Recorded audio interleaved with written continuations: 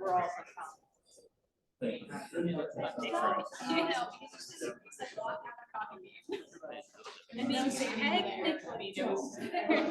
on my side. see that we. Hey, there's a little red down. You just said Hey,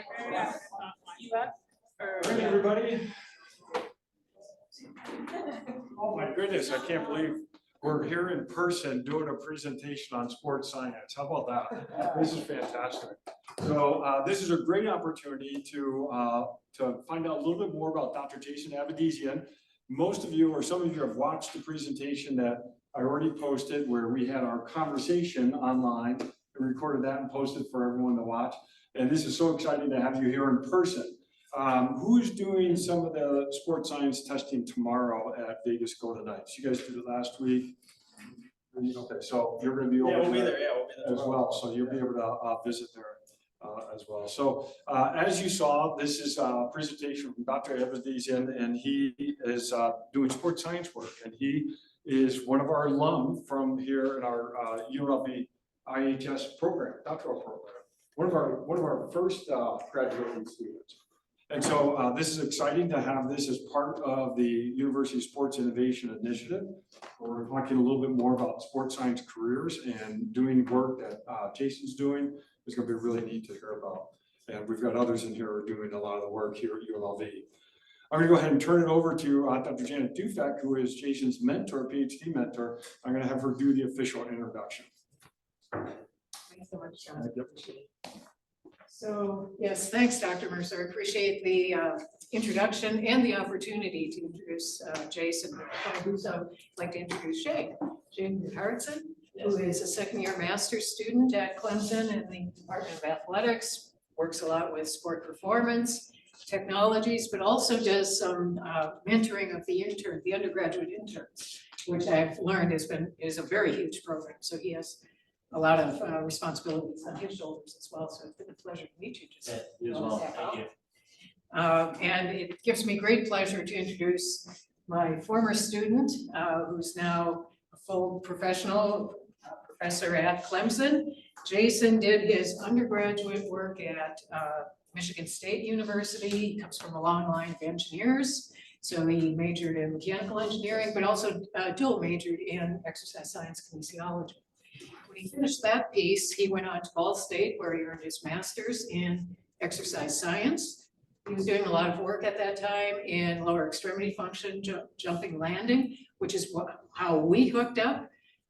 Then he trekked to the desert, spent some years here at UNLV, and we worked a lot on the relationships of concussion to lower extremity function, malalignments and injury prevention work. And that was the focus of his dissertation. He did a lot of work with collegiate athletes for his dissertation population, but also worked with some high school athletes, concussed, non-concussed athletes. So he did some pioneering work there. When he got done here, he wasn't done. So he took a postdoc at Emory Medical School, where he continued to work with, continued to work in concussion, and worked with a colleague whom I had met from a different domain. We served on a board together, but also was doing work in concussion and lower extremity function, and that was Greg Myers. So we worked under his tutelage for a couple of years.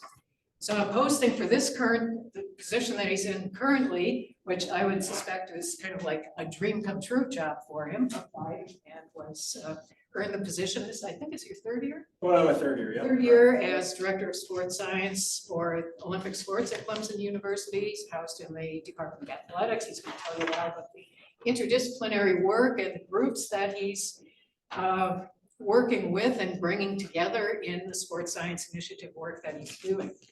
I'm going to say something about something you need to know about Jason that he doesn't know to say this.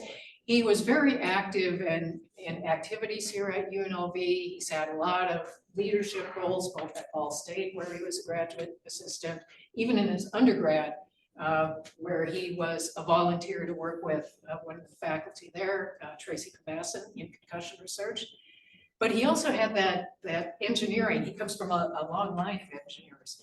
And he's even worked as an HVAC engineer. Yes, I did as an intern way back when. So he's well-rounded. And with that, you didn't come here to hear me. You came here to hear Jason. So Dr. Avedesian, the floor is yours. Thank you. I appreciate And it. thanks for coming. Yeah, of course. Yeah, absolutely. Yeah. To Dr. Mercer and Dr. Dufik, I really appreciate you guys having me out here.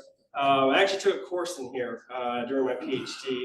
My roommate at the time, Harjeev, who was a graduate as well, and is with the Orlando Magic. We sat right in that row where Dr. Dufik was. So it's cool to come full circle and back at a place that provided me a ton of value, and also just meeting some of the current students, reconnecting with some of our staff here. So it's a nice full circle for me for sure. But title of the presentation was engineering a sports science bridge between athletics and academics, and just going to talk about some of like our big initiatives that we do, whether it's day to day, semester to semester, year to year, from a performance science standpoint, from an analytics standpoint, from a research and development standpoint, and then what specifically we're doing to really like bridge that gap between those two areas on campus. I think we're offering some unique services, and I just wanted to touch on some of that. I'm going to roll real quickly through the background stuff because Dr. Dufik did a really great job.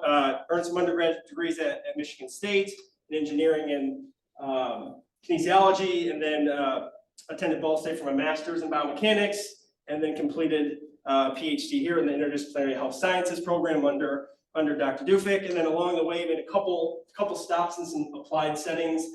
Interned with the Tampa Bay Rays baseball organization during my master's. Dr. Dufik alluded to, I was at the Emory School of Medicine, actually only for about 7 months, and then the position at Clemson became available, and it was just too good of an opportunity to pass up.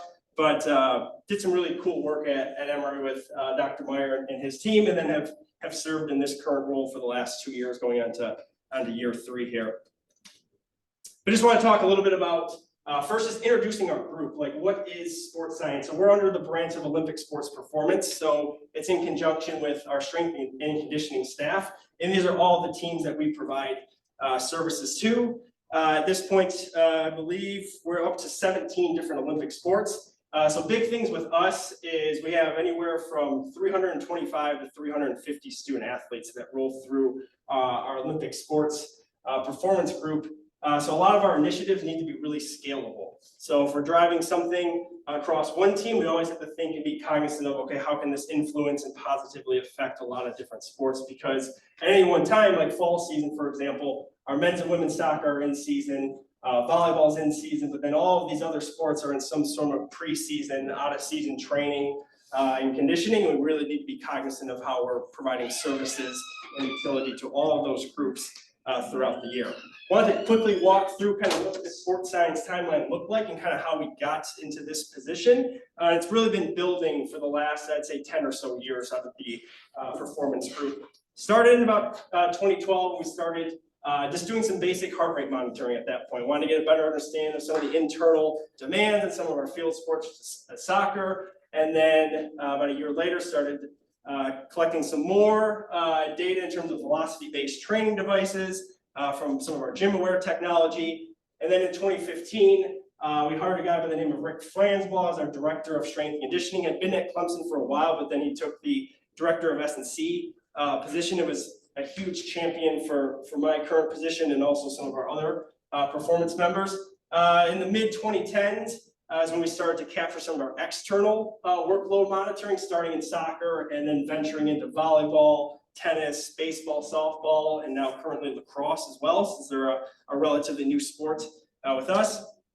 2017 just kept wanting to better understand some of the neuromuscular characteristics, external demands, internal responses, started collecting more and more data.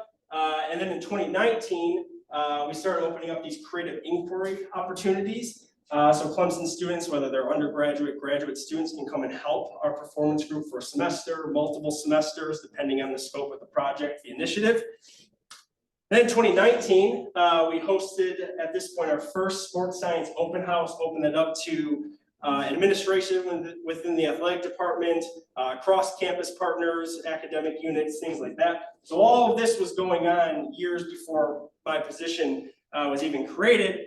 And then in 2021, I was fortunate enough to be hired as the first director of sports science. for Olympic sports. And then a year later, we started to bring on our first graduate assistants in Shane being one of our first members from last fall. So that's kind of where we've gone. And I would say the timeline it was a long sort of on-ramp, but then since about 2021, it's really kind of taken off. And I'm going to walk you through a lot of the different things that we do and some of the services that we offer. So some of the things in terms of like where we were those previous 10 years versus where we're headed and where we're at currently, the big thing with us was depth. So we started adding more and more technologies over those last 10 years.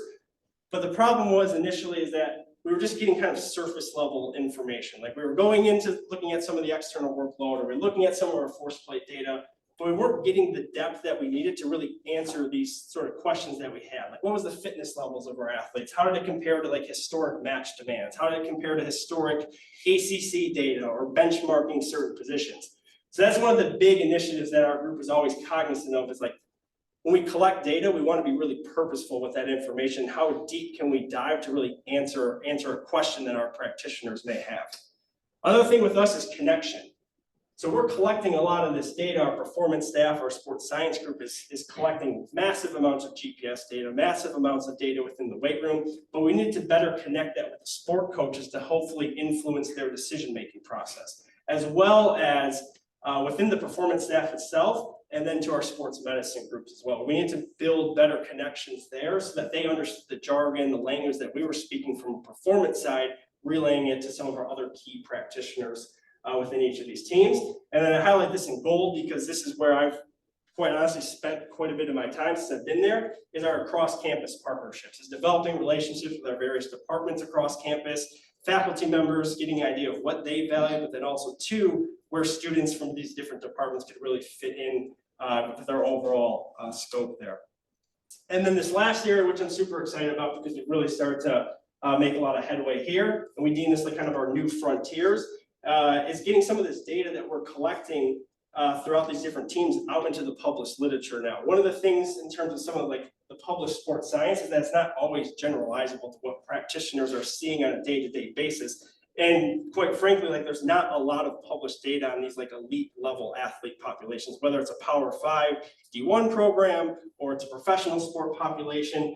There's really like a scarcity of that research. So we're hoping over these next couple of years, we keep collecting, we have more of these IRB studies underway, that we can actually start publishing some of this information, provide a little more value and utility to practitioners that are servicing these athletes on a day-to-day basis. I wanted to talk about a little bit of like the offerings of our program and how that compares to like the actual sport utilization. So as I said, service 16 to 17 Olympic sports. And it depends, the services really depend on a couple different influencing factors. One, it's the coaching staff, like reception and overall like growth mindset. Like some of our coaches are very analytically savvy and want to know a lot of information about their athletes, whether it's baseball, softball, soccer, or things like that.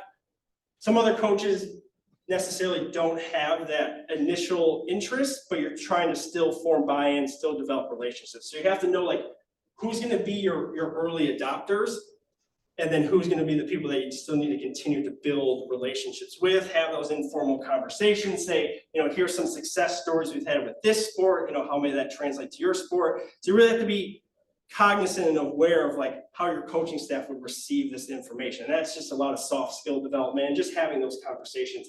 The other really big influencing factor in our setting is the professional sport influence. So a great example for us is like professional baseball. Heavy analytics sport, and what you're starting to see now in the college setting is a lot of these initiatives are driving down into these collegiate settings. So you're seeing, you know, programs like Wake Forest, Arkansas, some of our like direct competitors building now these state-of-the-art biomechanics labs just for their baseball team because they're being so heavily influenced by the practices that are being utilized in the professional level. So it's something that we're cognizant of because other sports have various professional sport influences, and our coaches are also influenced by some of the practices they see at the professional level. So we're cognizant of that. And then also to gender equity. Like I said, what we're trying to build is something that's very scalable across a lot of these different sports. I'll mention some of the studies that we have underway with some of our women's sports, just because generally in the sports sciences, they're just underrepresented in the literature for various reasons. So that's something that we're super cognizant about as well. Something that we really hang our hat on is this idea of a sports science feedback loop. I'm going to walk through the various stages here. Really, at the end of the day, it starts with identifying a problem. Some of our practitioners, our group, could be medical, it could be strength and conditioning, it could be sports coaches, it could be administration itself. They're identifying some problem or some trend that they're seeing in clinical practice, on the field, etc. Once they identify that problem, we talk with them and we say, hey, what are you seeing and how can we service you through an objective or a subjective measure or multiple measures to then go and start around this process here. So it all starts with identifying some problem that our group can then go about and answer. The next step of that process is then we're collecting data. It could be objective data, it could be subjective data. Oftentimes, whether it's objective or subjective, it's very practitioner informed because it's what they're seeing in real time. Our sport coaches have a very good idea of the sport and what they're trying to accomplish. So a lot of our collection process is often influenced by what our practitioners are seeing on a day-to-day basis. From there, we go and then analyze and interpret that information. Key things for us is in our setting and various data sets have opportunities to compare to like historical information, compare to some of our direct competitors. Like we're looking for norms, but we're also looking for outlier characteristics because we deal with some pretty elite level athletes, but even within those data sets, there are elite athletes within these elite athletes. We're always trying to look for some of these outlier characteristics. Obviously, we're looking at trends in the data. Because with some of our data sets, we have athletes that have years of data from their freshman year all the way to their senior, their fifth year. So we're identifying potential trends. And they're also looking at thresholds as well, because if we have athletes that reach all conference status, all American status, it helps us then better identify like these KPIs that when we have a new freshman come in, it gives them a benchmark and a target, but also allows us potentially a trajectory to where an athlete can get to over the course of their 4 or 5 year career with us. So we go through that step, and that takes quite a while. There's often a lot of iterations within that process. But then once we've analyzed, interpreted that data, had a lot of conversations with the practitioners, we determine what's going to be an appropriate adjustment. So that could be increasing load, it could be decreasing load, it could be providing alternative modalities, it could be supplementing current modalities. More often than not, when you get to that point, that's when our performance coaches, our sport coaches are really driving that phase. And then once we determine what the adjustment is, we're going to go and implement that, whether it's in training, it's in competition, it's in recovery, it's in just student athlete or coach education itself. That's when we've gone through this whole process, we feel really good about what we're doing, we're going to go and actually implement it in real time. I'm going to show you guys a quick real world example of kind of what this looks like in a recent use case here from our men's soccer team. So just some of the data that we collect, and there's more here, but this is some of the main data. So our match and training data, collecting some of our neuromuscular assessments on certain days throughout the week, such as match day +2 or actually match day itself. So we'll do counter movement jump testing, rowing squeeze testing, some daily subjective readiness data with some of our various technologies. And then from there, we can better understand like what's historic references, what are some good thresholds to target, what are like our starters versus our reserve, like work rate information. And this is an example from the Elite 8 match against Oregon State in 2021. The screen might be a little bit blurred, but you're gonna see a bunch of reds in here. This was a double overtime match. Winning the penalty kicks, we were fortunate enough to win that match, but one of our midfielders, couple of our athletes were getting up to 12 miles accumulate over the course of an entire match. But what you have to understand, and the key theme for us, is you have to provide the appropriate context with the data that we're analyzing. The other thing to consider here is we went across the country, we're in Corvallis. So there's a 3-hour time change, there's a 5-hour flight out there. We won that Elite 8 match, but then that was on a Sunday night. Our athletes got back in at like 2 or 3 o'clock in the morning, and then we had to turn around and go play in the Final Four against Notre Dame that Friday night. So we had a 4-day turnaround. So what we actually did in this instance here is that we actually looked at data from 2015 when our men's soccer team last went through the Final Four. And we looked at exactly what our coaching staff did on those 4 days leading up to that 2015 match, gave some recommendations in terms of like how we should then, plan the practices leading up to those matches. And then you go out and make the adjustments there. So like topping off key reserves that we thought were going to get minutes, reducing practice loads for our fatigue starters, which we had a lot of fatigue guys coming back off of that Elite 8, developing some recovery strategies throughout that week, determining what the adjustments were, and then going out and implementing it, whether that's small-sided games, practicing substitution patterns. Minutes restrictions were really key for this because we did end up winning the final four match against Notre Dame on Saturday night, and then 36 hours later we had to play against Washington in the national championship. So there was athletes over that 2-day stretch that played minutes that hadn't really played the previous 2 or 3 weeks. And we were fortunate enough to win that national championship. It's a really cool experience to be a part of. But something to be really cognizant about is there are teams that go through the same exact process, check all their boxes, and don't end up winning a national championship. They may not even make the national championship to begin with. They may not even make the tournament to begin with.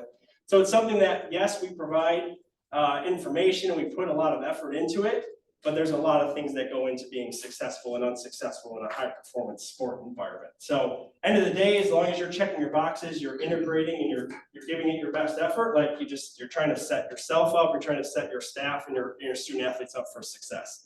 But the reality is in this environment, you're not always going to end up winning a national championship. But this was just an example of something that worked for us. But there's instances we do the same thing with other teams, and we don't end up, at the final stage there. But so I want to talk a little bit more about like the specific arms of our sports science group, and I've given this a lot of thought since I've been there. Like, what are the really key areas that we need to hone in on as a group, and as we continue to expand? And I'm going to talk about each of these areas here. So I have performance science, analytics, and then research and development. And I'm going to talk about each of these kind of areas within there. The performance science piece really is a lot of our day-to-day initiatives that we're doing with teams. We're collecting data in real time, providing a lot of information to drive like training intent, training feedback. So it's a lot of technology implementation. It's establishing KPIs, whether it's sprint testing or it's jump testing. So there's a lot of things there. I'm going to have Shane talk a bit about some of the work that he does and how he leads a lot of those initiatives. The analytics piece is something that we've spent quite a bit of time on over the last 1.5 years, because as I mentioned, we collect tons and tons of data. On any given day, we collect more data than I collected for my entire master's and PhD dissertation combined. So we just collect massive amounts of data, and one of the things that we really need to start to be cognizant of is how do we manage all that data, but then also too, how do we automate all of this data from we go collection to then the end user being often our staff and our practitioners, like getting that information in a timely manner, as well as some of the predictive models we're developing. KPI establishment is super huge for us, regardless if it's performance science and analytics, and then as well like player development and scouting purposes. And then some of the R&D work comes from a lot of like just vetting our technology in terms of its validity, its reliability, reviewing peer-reviewed literature and how it can incorporate within our setting, producing some of our own sports science literature, and then certainly last but not least, some of the academic partnerships that have been really key and really influential for us. So key thing for us is the difference between like this analytics side of data and also performance data. So give an example here. This is the TrackMan system. Some of you guys may be familiar if you have any experience in like golf or baseball. So it's a Doppler radar system, collects all the physical characteristics of a pitch and a batted ball. So we collect all this data within our stadium, and then through a data sharing agreement with the company, we get access to all the other teams' data across the country that has opted into their data sharing agreement. So right now, our current database has about 2.3 million pitches. And we use all of those pitches, or the majority of those cleaned pitches, to develop insights into predictive modeling for pitching and hitting success. So that's a lot of like big data, machine learning, really like predictive model development, whereas our performance data, you'll see here in just a quick example.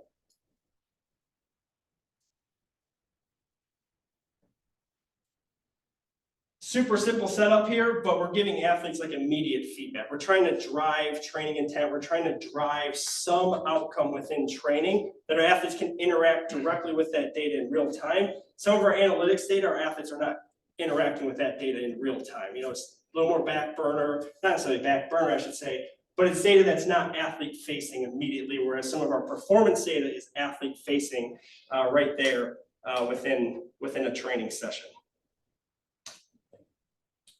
So from a performance science piece, in terms of technology implementation, I'm just giving an example from a baseball team here, but these are all the different technologies that may interact with one single team. within Olympic sports. And then Shane, if you want to talk just briefly about kind of some of your day-to-day in terms of like what it looks like in terms of actually implementing some of this technology across teams. Yeah, for sure. So overall, like Jason mentioned, these are kind of just a wealth of some of the possible tools that can be implemented. For example, baseball here. For some that might be familiar, just to on a couple like 1080 motion at the top, we're fortunate to have a few 1080 sprints, which is basically like a souped up resistance or assistance device. Think of just like a souped up like sled basically in terms of training, looking at sprinting from that standpoint, Hawkin, force plates, catapult GPS, those kinds of things. But in terms of day-to-day, a lot of it kind of depends on how feasible is this within the training session. So within the college environment, you have like the 8-hour window and the 20-hour window. So based off those times and what the strength coach has allocated, for what we're able to do, we need to be able to fit that within that time. So kind of the idea of like, training is testing, testing is training. So in order to get some of these things done, such as like a force plate jump, it's going to be kind of intertwined within their workout. So they might warm up and within their first block, they'll come over and get a couple counter movement jumps in, or they'll have like for maybe a sprint session, or we'll be able to fit that in the first block. It just needs to be very feasible and for us to be able to kind of get it done quickly, especially some of these teams that have 20, 30 athletes and you have 45 minutes to an hour. We need to make sure that we're extremely efficient. And in terms of making that efficiency like necessarily happen and be effective, it takes a really good team. So not only there's Jason, there's myself, there's other graduate students, but we also have a great performance staff. A lot of these individuals have kind of gone up through the system. So some of them have interned, they've GA'd and are now full time. So they have a really good knowledge and understanding of what the technology is bringing. We also have really good external interns that come in and help and make the machine run, whether that's on the strength and conditioning side or the sports science side. It takes a really quality team for us to be able to push out these initiatives, especially with the weight room and the constraints. Like for example, last week we had for softball setup, they had 3 1080s going, getting a resist, like kind of getting a sprint session in. And then we had like a Swift gate, and then I was over at track. Someone else is in the weight room doing force plates. So we need to be able to onboard those individuals and make sure that they're able to perform that optimally, but also keep the queuing the same. So that way the data that we record last week, this week is going to be the same as what it was in 2015, 16, et cetera from there. So yeah. A lot of technology being utilized, a lot of data being collected. This is an example. Max Wagner is second round draft pick of Baltimore Orioles. Just some readiness testing that we were doing the Monday after a weekend series. But the technology that we use needs to be very intentional because, as Shane alluded to, we're implementing a lot across the teams at multiple times throughout the entire day. So we just need to be very intentional with how we go about this. From a readiness and load monitoring standpoint, as I mentioned here, we collect historic information so we can retrospectively look back, but then we can also help our coaches prepare for what's coming. So for those in the audience here, what are we seeing here in these two cases here? What may be happening as to why we're seeing potentially spikes there in training load? Jane kind of alluded to it briefly. What do we think might be happening? 20 hours now. Right, exactly. So in this 2 instances here, we go from 8 to 20 hours, right? Our student athletes now commit 8 hours a week, and then at certain points throughout the year, depending on the sport, then they can commit 20 hours. So this information is really good to have, so that when we have a conversation with our sport coaches and our other practitioners, we can say, hey, this is what we did last year. Here's some steps that we can do to mitigate that, so we don't see as quite of a drastic of a jump going forward there from like a soft tissue injury risk mitigation standpoint, just driving a conversation with our practitioners. And then Shane, so we want to talk about a few of the things that you do here from like a soccer and lacrosse standpoint as well. Yeah, so a big thing kind of with soccer that I kind of noticed last year as I was kind of stepping and figuring things out is working with Jason and then Erica and Mike Bruno, who are like kind of strength S&C for men's and women's soccer, is they like to kind of break things up into 15-minute increments and kind of understand not only the volume, but the intensities within that. And especially on the men's side, very like kind of the biggest overarching question and kind of where everything stems from is like, how are their fitness levels? And utilizing a field test, such as the beep test, which some of you are probably very familiar with, they perform very well. But this is a game example from a few weeks ago where if it's a little bit fuzzy, but you look at the 15-minute segments here, like overall, it looks like they're able to hold this intensity. So they're looking at meters per minute here, but here in kind of like this 60, 75 area, it takes a dip. And so without just kind of having just that content there, the head coach would kind of look at it and be like, like we might not be able to stay that intensity. Are we not fit enough to play a full 90 minutes? Do we have to adjust subbing of the individuals that we had in there? Do we have to adjust our minute allocations? And so talking with Bruno, Jason, Erica, and a few interns, just talking about adding some more context to the situation. So adding kind of things that are occurring in the game and how that might affect the intensity. So it might not be easy to see, but these are goals here. And then there's kind of like, these are some injury timeouts based off of just kind of labeling with a logo there and also just looking at subbing. So basically throughout this 15-minute block or so, there's 3 pretty significant injury timeouts within this minute-by-minute increment to kind of, hey, that's what's actually probably adjusting, lowering the intensity. It's not necessarily the fitness level. It's not they're not able to handle that intensity. It's just that within the game, there was a few brief moments that play had stopped or it kind of comes to a lull there. And then on the right-hand side, this is from lacrosse last spring. So as Jason kind of might have alluded to earlier, lacrosse was brand new at Clemson last spring. So there's a lot of questions to try and figure out as a group to go from, especially lacrosse is a sport that doesn't really have a ton of published research out in terms of external demands. And so we kind of worked together last year just trying to create this as a page like 1 of 4 of kind of game to game what we wanted to look at in terms of external workload. So a lot of like player load, total distance, total A cells and D cells, high speed distance above a certain threshold at 9 miles an hour, and a very high speed distance as well, and those exposures within that, and just try to better understand, okay, so what does that look like non-conference wise? What does it look conference wise? What does it look at positionally, to try and better understand and communicate with the coaches of what that might be, especially within the ACC conference, which is a very big time lacrosse conference, to kind of figure those things out. Just providing context in terms of like from a physical preparation standpoint, like what benchmarks our athletes need to reach within certain points of the season. We do a lot of athlete evaluations, tests, retests, intervene off of some of the information that we collect. Just some examples of some force velocity profiles that we create for our athletes here based on some 30-meter runs, collect their 5-meter split time, and then are able to look at some of the sprinting KPIs, areas for improvement, and then also too, having the ability to pair that with some high-speed videos and provide some kinematic analyses, and also just some technical feedback as well for our coaches to look at there. Like I said, I alluded to, we collect a lot of data, and similar to like in the business world, like you're trying to sift through what are going to be the most important 3 to 5 metrics that are going to explain the highest amount of variance for athlete success. So just some examples, some examples in softball. We use inertial sensors here called blasts. They're fixed at the end of the knob there, collect some different parameters. This is just some examples of some previous data from our softball team.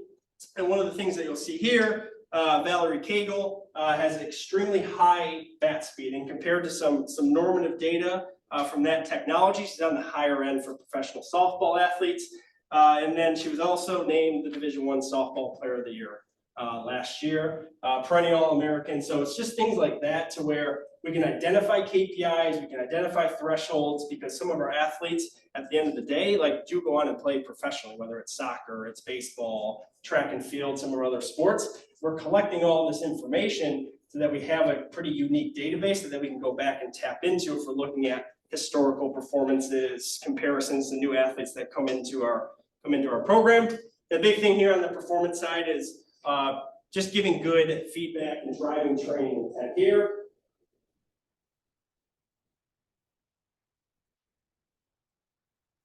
Some examples with our cross-country track and field athletes here.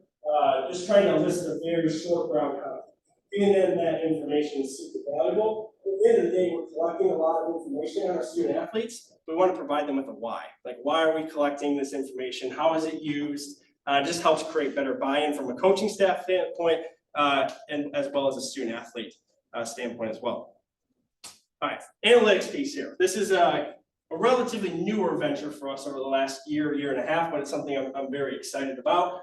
So as I mentioned, we collect a lot of information, a lot of data on our student athletes, and we're fortunate enough to have a couple different resources that help us automate some of these processes, send out reports, aggregate a lot of different information from a lot of different sources. So we use an athlete management system called Kitman Labs. It's an external partner of ours that helps aggregate, collect, store, visualize a lot of different information across all of our Olympic sport athletes, whether it's subjective wellness data, it's force plate data, it's external load data from GPS, aggregating a lot of this, and then providing a picture, telling a story to our sport coaches, our sports medicine team, our performance coaches, in terms of different metrics, different historical information that they can look at, easy to interact with, practitioner friendly. So it's working with that, the Kitman Labs group in terms of like API development from some of our technologies, because we want to get away from doing any sort of manual work. As soon as athletes jump on a force plate, as soon as they do a test, we want all that information to go feed into right into the users as quickly as possible. But then for some of our other technologies that may not fit as nicely into a commercialized AMS, we've started to develop some of our internal databases. So as I mentioned before, our TrackMan technology, just one example here where we have our own internal SQL database. We're able to collect that data throughout the season, in fall ball, different things like that, and then we can automate reports, send out visualizations, historical information to the staff that we're collecting. At this point, millions of pitches throughout a season, and we need to be able to store, automate, clean a lot of that data, visualize, and then provide information there. From an analytics side, we're always looking at these quote-unquote predictive models, and every model is going to be wrong at the end of the day. It's just the more and more you iterate, the kind of closer and closer you get to the actual signal, differentiating from the noise here. So just something that we looked at historically with softball. We wanted to just better understand WOBA, so for those who may not be in the know, is weighted on base average, essentially how much damage a batter does, because a double is going to be more damaging than a single, a triple is more damaging than a double, so on and so forth. And what we're looking at here is just over 2 years of ACC play, what was the relationship between WOBA and win percentage? I think this is a report and a visualization that Shane created when he was a summer intern, actually. And we saw there was a pretty high correlation between just WOBA and win percentage. So it's something that we can relate to our coaching staff, and they're looking at some a little deeper in terms of not just batting average, not just walks, strikeouts, some of your more traditional like box score type of metrics here. From a baseball side, give a quick example here. So we've developed what's called the Stuff Plus model, and this is pretty popular within every MLB org in various capacities. Essentially, as I alluded to with our TrackMan data, we're able to collect all the physical characteristics of the ball flight information. So how much vertical break, how much horizontal break, the spin rate, the velocity, the vertical approach angle at which the ball actually crosses the plate. And we've developed an internal model to basically grade all of our different pitches, a four-seam fastball, a slur, which is like a combination of a curveball and a slider, a changeup. And as you can see here, this is our baseball team last year in the first half of the season versus the second half. And what you'll notice is from a Stuff Plus model, it's on a 100 scale to where 100 is average, 110 is 10% better than average, 90 is 10% worse than average. And what you notice here from first half to second half of the season, we made a significant jump in our overall team pitching Stuff Plus. We deemed our inflection point that year, or this past season, as the Wake Forest series. So they were a team that made the College World Series, very successful group. We actually got swept by Wake Forest at home. We were playing at our home stadium. And then after that series, our team really started to take off, both on the pitching and the hitting side, but particularly our pitching staff made a significant jump. And what ended up happening is we won 7 straight ACC series. We were at one point on a 12-game winning streak. We won the ACC tournament. And then we ended up being the number 4 national seed for the National Baseball Tournament and hosted the regional for the first time in about 5 years. So just being able to better understand like how some of this data, how some of these metrics can then help predict or influence, successful versus non-successful performance from a team standpoint. And then looking at some historic soccer information, what were some key performance indicators of offensive success, defensive success against some of our competition, and where we're playing poorly. And there's some common themes where we've had some of our poor historical performances, but then also two, getting information from our coaching staffs in which, from a subjective standpoint, they labeled as we played poorly but still won, or we played really well and lost, or we played really poorly and lost. Getting some of that subjective information, how that actually corresponds with some of our objective information that we're collecting. And then, as I alluded to, our performance group, our sports science group, is influenced by professional settings as well. We talk to people in the professional space, we talk with other practitioners in the collegiate space, and it helps us get an idea of like what they value and how we can implement some of their practices within our own setting. A good example here in baseball pitching, there's this concept of deception. It's essentially how well a pitcher hides the ball from the time they break their hands until release the ball. This was a concept that the performance staff started looking at a couple of years ago. It was adopted from the New York Yankees. This was a pitcher from our 2022 season. Oh, if it doesn't play, that's going to be a bummer.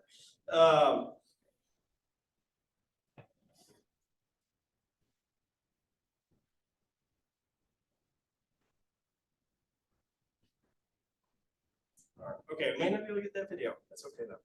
I'll just walk through it.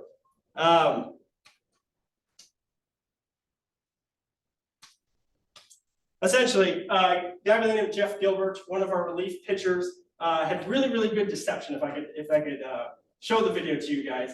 Essentially, he hides the ball very well during his delivery. Doesn't throw the ball particularly hard.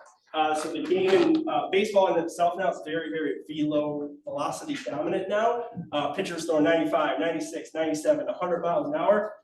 Jeff was a pitcher that threw anywhere from like 88 to 90 miles an hour. So not particularly fast from a velocity standpoint, but he hides the ball really well. And if you talk to some batters on guys who hide the ball really well, that fastball almost like pops out on them, because of how well they're able to hide the delivery. It was something that the New York Yankees actually really valued in Jeff, and they were taking some high-speed video of him back in the 2020 season. And then sure enough, in the 2022 draft, after the completion of his season, he was an 11th round draft pick by the New York Yankees. So there's just things that were influenced by some of the professional sports and some of our collegiate colleagues that then we can then go and implement and look at some different insights with our athletes. Some of our newer analytics endeavors in the soccer realm, like I said, we play against ACC, we play against SEC opponents, we get into the NCAA tournament. Like we're scouting, we're using some of the data that we collect internally as well as some of the data that we have access to with other teams through various data sharing agreements to get a better idea of like some of the characteristics of the teams that we're going to face in the week leading up to a match or some common opponents that we'll see. In this particular example, this is some examples of some of the South Carolina soccer athletes. Where are their common attacking patterns? Who are some of their most threatful players from an offensive standpoint? Because this particular athlete here, from a box score last season, she only scored 1 goal. But if you look at some of the expected goals per 90 minutes, she was actually one of the most threatful players on South Carolina's team last season. So it's diving a little bit deeper outside of just the traditional box score type of metrics. And then last but certainly not least, talk about some of the R&D work here. Quick example here, we have a lot of technology, but what often happens in sports science is that it doesn't necessarily get properly vetted. And so you can buy into a company's claim that we can measure X, Y, and Z, we can reduce injury rate by 30%, we can improve performance by 50%. But if you don't actually do some of that internal work yourself, oftentimes you can be left wanting more essentially, or the data itself may not be particularly all that great and all that useful in the setting. So example here was from Catapult. Actually has the ability to collect swings in like baseball and softball athletes, total swing volumes throughout the week, which can be super influential from like just load monitoring, a fatigue standpoint. So back in 2022, myself and one of our interns at the time went to batting practice and we manually hand counted swings. And then we compared it to what Catapult was outputting. We felt pretty confident after about collecting 15 of our different athletes that the Catapult swing count was a pretty well-validated measure. It gave us an idea of like, hey, we can actually accurately monitor swing loads throughout the year with our baseball and softball athletes. So just things like that, just simple, some technology vetting that becomes really, really valuable when you collect a lot of data with a lot of different technologies. The academic partnerships is where I've spent a lot of my time and efforts, just better understanding like what are things in the engineering department, in the physics department, in the econ department that they're really valuing, and what skill sets do they want their students to have, and also too, what skill sets are we looking for when we're bringing on students from within these different departments. So it's going to some seminars and speaking at some of the engineering courses. It's continuing to host our open houses to students, to staff, to faculty, just learning more about what our Olympic Sports Science group is, what we're about. And it's also presenting some of this information. So I showed a slide on some of the women's soccer historic information. Connor Moore, which is currently our first actually PhD student within the program, and then Katie Wright was one of our graduate students last year. They were presenting at an undergraduate research forum on some of the work that they were doing with the soccer group at that point. And these are just some of the different colleges as well as the departments within that some of our current students are from, whether it's engineering, the College of Science within physics and mathematical sciences, the College of Business, behavioral and health sciences, as well as the College of Education. So at Clemson, we don't have a kinesiology exercise science department. So these are like the main groups of where our internal sports science undergrad and graduate students are coming from. And then kind of what it looks like from like an actual student's progression standpoint. Generally, like students first coming into the program are usually like sophomore, junior level students. We generally don't want to put too much on like a freshman student because they're just really getting a feel. We don't want to have them, worry about some of that stuff. So usually we wait about a year for students to really first enter the program. And then also to our level 2 students, generally like in that junior to senior level range. And these are just some of the key things that they're helping out on, whether it's just assisting with technology implementation, data collection, doing some like more entry performance science work, and then doing some semester long projects which they're presenting to our performance group. And then Shane is a model example here of someone at the graduate student level where they're providing direct sports science support to teams or even multiple teams. They're doing more advanced analyses, whether it's performance science, R&D, or analytics. And then now that we've really kind of gotten into the peer-reviewed research side of things, going forward, like there's an expectation of some sports science research output, whether it's a conference presentation, it's a poster presentation, it's writing manuscripts. But another really key thing for us, and Dr. Dufik alluded to with some of Shane's responsibilities, is mentoring some of our younger students. Because some of these students have the opportunity, if they go through this whole thing, could potentially be with us for 4 or 5 years, from the time they're a sophomore, junior, all the way through finishing, a master's or potentially even a PhD. Something that we're super excited about. It hasn't fully gotten approved yet, but we're in the workings of getting this approval for fall of 24 with our Department of Physics and Astronomy is opening up a sports science minor that would be available to those particular students. And it would encompass 15 credits with a couple different key components. One is which is sports performance theoretical underpinnings, and students would have opportunities to take courses in like functional anatomy, because even though we don't have a kinesiology department, some of those courses are still available and offered through our health sciences program. So just get some idea of some of the theoretical underpinnings of what even is sports performance, because some of STEM students don't necessarily have that background per se, but they need to have some of those skills and those understandings to be able to contextualize that information. Get some coursework in research methods and statistical foundations is going to be really valuable for all of our students. Some applied quantitative analyses, because at the end of the day, like we do deal with potentially lots and lots of data, so there needs to be some skills there. And last but certainly not least, and this is something that I'm super excited about, would be a senior thesis project that would be with our sports science group. So there's a semester-long project, may even be a two semester long project, depending on the scope and the intensity of the work itself. And there's some deliverable at the end that needs to be completed. If those students were able to complete all of those coursework and credits, they would have a major in physics and then a minor in sports science at the end of the day. So it's something that we can provide some tangible information and tangible things that a student can walk away with through that particular department there. this is just a kind of a higher level overview of what the fall looks like right now in terms of students and where they fit in terms of some of these levels. So we have a lot of students still like either in their first semester, potentially second semester of the program. We have students on what we call like UPICs. So these are basically stipend level positions. As you go up this level, like your roles and responsibilities increase. And then, Shane being here is a great example of one of our graduate assistants. And then we have a couple other students as well, and just some of their like main responsibilities there. But big thing is like you're members of these higher levels. The expectation is you're providing mentorship because you've been with our group for multiple semesters, maybe even multiple years now. So the expectation is that you're providing a really good experience, as well as myself providing a really good experience for our newer students, because some of these students eventually could be serving in some of these higher level roles for us. So that's really, really a key theme here. And just some of the recent successes that we've had.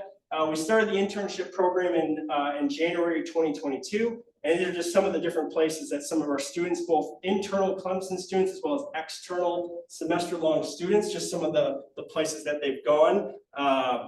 Connor is a unique example here because, as I said, he's completing his PhD now with us, but he's been with multiple MLB teams already here, and just some other, whether it's the college space, it's the professional space, it's the private sector space, just where some of our students have gone after being with us. So,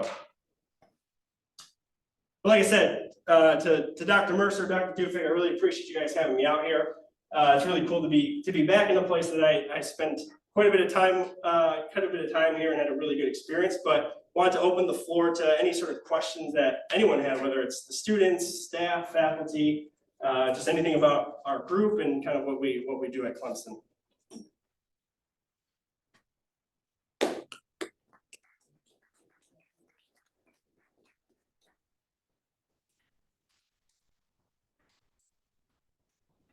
What has been struggle in terms of getting research output in an athletic setting? The chaoticness of the environment is probably the most difficult thing because, coming from a master's and a PhD program, like you're really planning out months and potentially even years in advance of like your research and what the intended outputs are going to be. But in a setting like this, sometimes the technology doesn't work in real time, and you have to shift, you have to be flexible, you have to be adaptable. And that was something that I really had to learn because I was just coming off of a PhD, off of a postdoc, where the research itself was very, very tightly controlled and very, very rigorous. Whereas in this setting, you need to be a little bit more flexible. Just because, especially with our group, where we're not just servicing one team, we're servicing all of these different teams. The key thing for that is you try to put the best practices in play, try to inform your practitioners, whether it's our GAs or it's our performance coaches, on best practices of like standardization of like technology setup or queuing, or different things like that, like putting those research practices as best in play into the applied setting as possible, but also knowing too, things are going to go wrong. Technology is going to break. There may be some user error with some of our student athletes in terms of like, did they even turn the GPS unit on before practice started? Like if that doesn't happen, like there's just nothing you can really do about that at that point. But yeah, just trying to take as many of these like higher level research practices as possible and trying to apply it appropriately within the setting. Is kind of how we try to mitigate that. But like I said, at the end of the day, we miss data sometimes. And it's one of those things where like, it just happens. You can't stress over it. That's the biggest thing. You can't like stress over if you miss some GPS data every once in a while. Jason, can you go back one slide? Yeah, sure. One more. Oh, yep. Do you have a clone? What's that? Do you have a clone? No, I don't. So you're one full-time faculty? I am the only full-time staff member right now.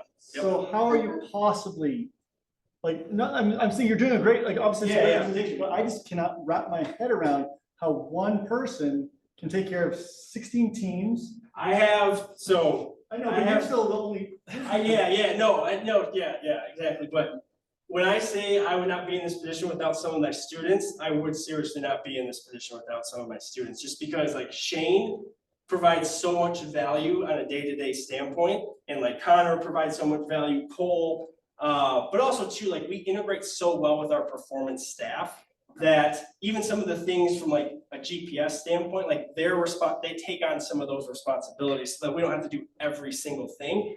And it's nice too, because those practitioners stay connected with that data, so they're not too far removed. So like from a GPS standpoint, from some of the other technology, like it's not 100% in our group, there's a blend within our performance group. And the reason I'm asking is because like ultimately, if we look at like high level soccer, like in the EPL, for example. Right.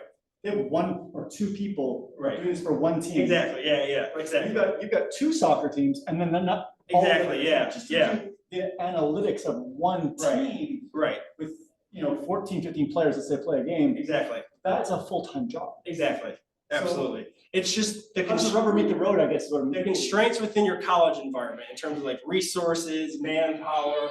It's gonna be scaled down, obviously, compared to like professional baseball, professional soccer. But you can still provide a good service. It may not be, with all the resources and all of the bells and whistles that you would get in a pro setting, but it still provides good utility, How for do you sure. decide like, you've only been there a few years, I get it. Right, yep. How do you, I guess, prioritize Yeah. what's impactful and what's meaningful? Yeah, exactly. Sometimes and this is something that I've had to really learn, is I have to say no sometimes to people. It's like, because I only have so much of a bandwidth and our group only has so much bandwidth. And sometimes I say, we just can't feasibly do this right now. And that's just something that we have to just make a decision on. And there's a lot of contextual factors, like we're gonna give more priority to in-season sports than we are out-of-season sports at certain times of the year. But that's why like the automation, those sort of things like are so key for us, just because there's so many sports that we just need to be scalable across a lot of these different sports. So it keeps us busy for sure. I do enjoy it. It is a chaotic environment at times. I think Shane would agree as well, but every day presents new challenges, which I enjoy because there's just a lot of freshness within that. And this, not so you know what's gonna happen day to day all the time when you walk in the morning. I feel bad for you, that's all. Oh, I love it though, honestly. I do. I really do love it. It's something that I honestly wouldn't be doing anything else right now. I really wouldn't. But yeah, it's something that and two, the reality is like we're on the Olympic sports side. We're not on football. We're not on sports like that may have a little bit more resources. So we're cognizant of that, but we still try to provide the best services that we can with what we do have. I mean. And don't get me wrong, like we have a lot of resources. From the Olympic sports side, we're very well off compared to a lot of programs. But yeah, like I said, we try to be very intentional with the services that we provide because we know that there's a lot of teams that are that we can offer and we're looking for. So we really just have to develop an action plan and prioritize throughout the year what we're doing. I'm just curious, what's your schedule like? Is it a Sure. 9 to 5 or is it? Because No, absolutely not. Is it 80-hour work week? Absolutely not. And I've got a lot better about this. Dr. Dufek can probably attest to this. When I was going through grad school, my hours were way long, very, very long. I had to really, in order to provide a really good service to our staff and our student athletes, I had to monitor my own workload too and stuff. If I was always exhausted, if I was always feeling run down, how am I able to provide a good service to our staff, our students, things like that? So something that I've had to really learn and be cognizant of. But no, it is a non-traditional, it's not a typical 9 to 5 because we have student athletes that will start at 6 a.m. And sometimes we need to be there to provide a service, help with testing, things like that. Or sometimes we have a match later in the evening and we may need to be there as well. Or we may need to come in on weekends because there's certain times of the year, like our sports are in season, they don't care about the traditional 9 to 5. It's, we have 2 matches a week, we need to get things done. So yeah, it's not your traditional 9 to 5, Monday through Friday. It's very, very some non-traditional hours, but that's the thing when you get into an environment, whether it's collegiate or a professional setting, you just have to understand like that's just part of the role and responsibility that you have to take on. But yeah, it's non-traditional and like kind of Shane alluded to, at any given day, we could be working with like 8 different sports potentially in some sort of way. It may not be like intense, but we may be interfacing with like 8 different sports, or I may be working with 8 different sports on a project or multiple projects. But yeah, it does get a little chaotic. It does get a little chaotic at times. Just describe the provost's office. Sure, yeah. I actually seriously, I want to thank both of you for coming and for sharing with us. And want to echo Ted's comment that in the short time that you've been there with a brand new position, you've developed quite a model, quite an effective model, theoretical, practical. Sure, yeah, which. Congratulations on that. Keep it going. I know you will. My comment is simply an observation. When you were talking about the feedback loop, Yeah. you made a comment that, you focus on kind of like the norms for athletic performance, but you do look at the outliers. Yeah, for sure. So that triggered a memory for me from my time at the Olympic Training Center. We focused on the outliers. Sure, yeah, yep. Because those are your silver and gold medals, Exactly, right? yep, absolutely. Just piece of Absolutely. information. Yeah, Again, because, thanks again Yeah, of and course. congratulations on the work that you've done. thank you, Dr. Fair, I appreciate it. You made us proud. Thank you. Yeah, the outliers, like as Dr. Dufek alluded to, can explain quite a bit of information. Because like you said, we see high-level athletes, we compete against a lot of high-level athletes within conference, out of conference. In certain cases, we have access to some of their data, and we really want to dive a little bit deeper in terms of like what actually makes them a unique case. Yeah, and why are they different, right? Exactly, What yeah. are they doing? What are they Exactly. doing that others aren't or cannot? do? Sure, yeah, absolutely, absolutely. Yeah, that's definitely key for us. So, any, Going back to like the men's soccer catapult data, Yeah. I'm just curious, how much of that information do you guys disclose to the student athletes? Because I know like sure, yeah, there can't, like being a former student athlete and soccer player and like having that information there after a game, like there could be like potentially like mental Yeah. effects, you know? absolutely. So I'm just curious, how much data do you guys give to them? We're selective, Okay. just because we don't want to get to a point where they're overloaded and they're just constantly thinking. Like, a good example is, so for some of our counter movement jump assessments, we'll do those on selected days throughout the season, but on like match days, we don't provide them any information. We don't want any sort of psychological influence. They're about to go in a high intense match 8 hours before a game, and if their jump was 5% below average, like we don't want them to know that information. We'll look at it on the back end, but we are cognizant of the information. We are selective of the information that we present. And also too, to that point, it's also knowing your athletes too. Like, what athletes can you push a little bit? Can you provide a little bit more? Can you lean on them versus some athletes that they're kind of a little touchy-feely, and if you provide them one piece of information, they're gonna like hone in and just focus on that the whole entire time. But yeah, we're cognizant because in some cases we collect a lot of information on one particular athlete, but we're not gonna overload them with all that information because it's too much. That's not where their focus needs to be. Their focus needs to be on their output and their effort and all those other things. Yeah, it's a great question for sure. Jason, thank you so much. This is fantastic. Thanks everyone for coming. We can hang out a little bit more. Yeah, absolutely. Yeah, for sure. Yeah, for sure. But yeah, fantastic work and great job building the program. Yeah, thanks. I appreciate that. All right, let's give them a round of applause.